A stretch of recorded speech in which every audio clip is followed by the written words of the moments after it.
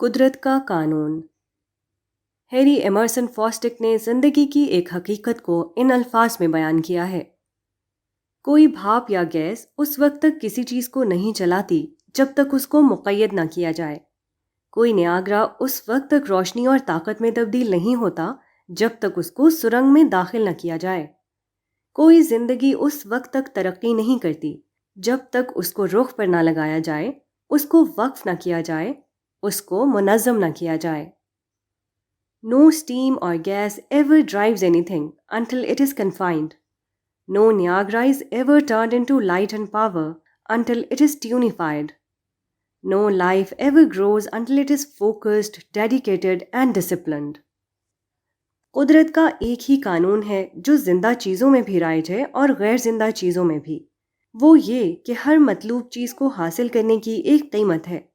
جب تک وہ قیمت ادا نہ کی جائے، مطلوب چیز حاصل نہیں ہوتی۔ یہاں ابھرنے کے لیے پہلے دبنا پڑتا ہے۔ یہاں ترقی کے درجے تک پہنچنے کے لیے عدم ترقی پر راضی ہونا پڑتا ہے۔